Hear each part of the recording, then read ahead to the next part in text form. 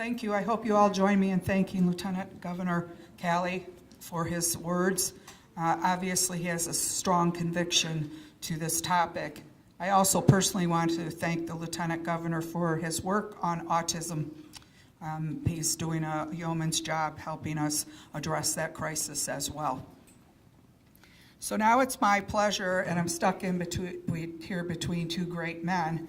It's my pleasure to welcome to the stage our presenting sponsor from St. Mary Mercy Livonia, Dave Spivey. Dave is the president of the hospital, and he is really committed to population health, and it's my honor to welcome you. Thank you, Dave.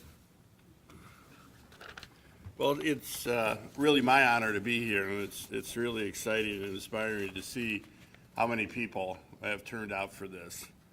A week ago, I was here in the same room at the Livonia prayer breakfast.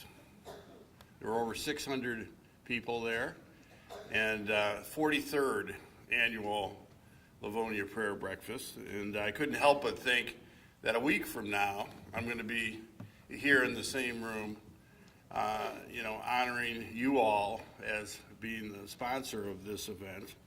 And sitting next to my chaplain, we began to talk about this event and, the issues of opioid addiction and drug addiction at St. Mary's and in Western Wayne County. And, that week, there were two cases that he shared with us. A patient who had been hospitalized for the 10th time with an overdose. And in his discussions and others' discussions with this patient, it seemed that maybe this time, this young man was going to be able to seek treatment. Another case was a young woman whose a friend brought in drugs to the hospital, and she OD'd in the hospital.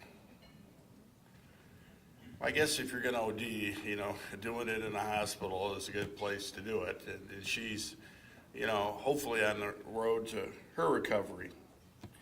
But it got me thinking, about we want to be more than just a place where people are brought when they're in emergent condition. We want to be involved more in outreach to the community.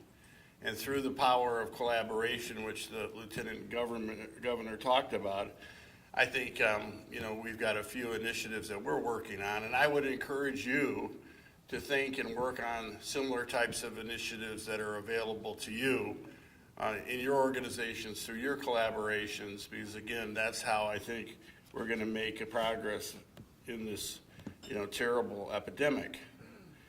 For us, one of our initiatives began in August of last year when folks from GrowthWorks approached us and said, last weekend, there were 3 or 4 people over the 4th of July weekend in Canton who had died of opioid overdoses. 3 or 4 over the course of a weekend. And that they had been working with law enforcement and judicial representatives in Western Wayne County to have a program that sought treatment for people in lieu of criminalization. And, it made a heck of a lot of sense to me, at the time. And we've been, what my father would say is fixing to get ready, to do something over the course of the last 6 to 7 months. We were approached again recently, and we're making a commitment today to get this program off the ground with our partners, our Detroit Wayne County Community Mental Health Authority. And I want to be back here again next year as a sponsor and maybe report on you about the success of the program. The other thing that we're doing is kudos to our emergency room group, and Dr. Jody Galdes has been leading this initiative, is they've been very intentional about tracking repeat patients to our emergency room who are coming in with substance abuse issues. They built a database system where they now increasingly know who these people are. And it feeds into our information system and identifies them on the front end so that we can have that conversation with them every time they come to the hospital. And think what we can do with the data now, with the hundreds and literally thousands of people who frequent our emergency rooms with substance abuse problems. If that's not an outreach opportunity, then I don't know what is. And last, I would share with you, just a concept that has really been moving me of late around innovation. If we are able, and when we are able to make these things happen, and back here next year to report on them, that will be innovative. You all can be similarly innovative in your space. But innovation requires us carving out of our existing resources the capacity to get new things done. Things aren't going to drop into our lap. Money's not going to drop into our lap to get it done. We've got to figure out how to get it done, and that's really what innovation is all about.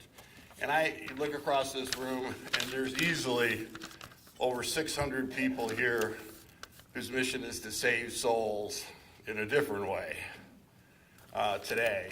And I'm very confident and proud to be the sponsor of this event and really encouraged and inspired by the work that you all do. So thank you.